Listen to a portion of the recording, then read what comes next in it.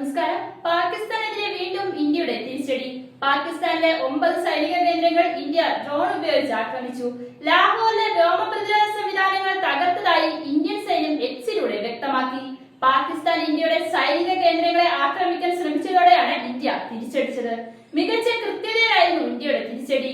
Operation സിന്ധുവിന്റെ ഭാഗമായി സംഘർഷം വലുതാക്കാൻ ഉദ്ദേശമുണ്ടായിരുന്നില്ല. പക്ഷേ പാകിസ്ഥാൻ ഇന്ത്യയുടെ സൈനിക കേന്ദ്രങ്ങളെയാണ് ആക്രമിക്കാൻ ശ്രമിച്ചത്.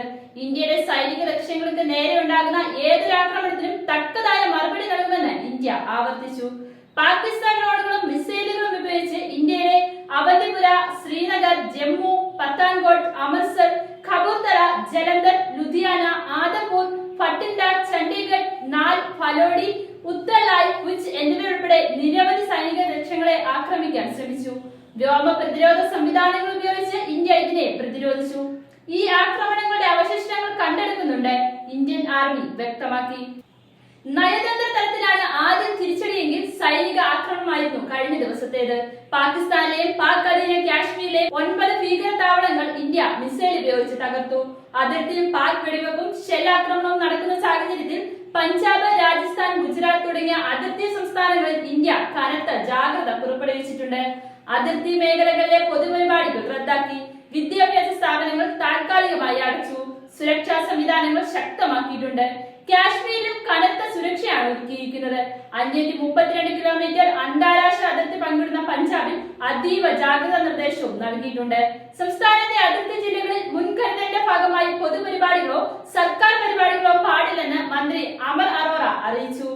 പഞ്ചാബ് മുഖ്യമന്ത്രി ഭഗവത് മാന്റെ പൊതുപരിപാടികളും റദ്ദാക്കി. പോലീസിന് കനത്ത ജാഗ്രതാ നിർദ്ദേശവും നൽകി. സൈന്യവുമായി ഏകോപനത്തോടെയാണ് പ്രവർത്തനങ്ങൾ. സാമൂഹ്യ മാധ്യമങ്ങൾ വഴി പരിഭ്രാന്തി പരത്തുന്നത് ഒഴിവാക്കണമെന്നും നിർദ്ദേശമുണ്ട്. പാകിസ്ഥാനുമായി 1037 കിലോമീറ്റർ അതിർത്തി പങ്കിടുന്ന സംസ്ഥാനമാണ് രാജസ്ഥാൻ.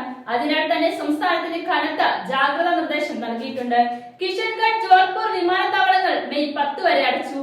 ഗംഗാനഗർ മുതൽ റാൻ ഓഫ് കച്ച് വരെയുള്ള സുഖോയ് 30 MKF ജെറ്റുകൾ വ്യോമ പെട്രോളിംഗ് നടത്തുന്നുണ്ട്. ജയ്സാൽമീറിലും ജോധ്പൂരിലും അർദ്ധരാത്രി 12 മുതൽ പുലർച്ചെ 4 വരെ വൈദ്യുതി ഓഫാക്കാൻ ഉത്തരവിട്ടു. പൈലറ്റുമാർക്ക് ജനവാസ കേന്ദ്രങ്ങൾ പെട്ടെന്ന് ശ്രദ്ധയിൽപ്പെടാതിരിക്കാൻ കൂടിയാണ് ഈ നിർദ്ദേശം.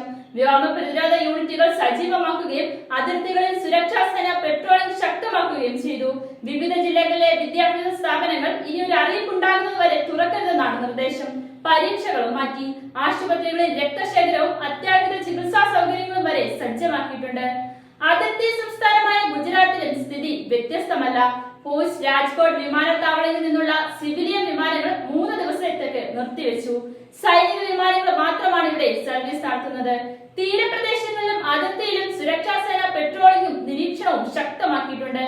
പാക് അതിർത്തിയോട് ചേർന്നുള്ള ഹലാർ ബീച്ച് ഉൾപ്പെടെയുള്ള പ്രദേശങ്ങളിൽ സുരക്ഷാ പരിശോധനകൾ നടത്താൻ SPG, marine police, task force ടീമുകളെ അണിനിരത്തിയിട്ടുണ്ട്. റെയിൽവേ സ്റ്റേഷനിലും കനത്ത സുരക്ഷ ഏർപ്പെടുത്തിയിട്ടുണ്ട്.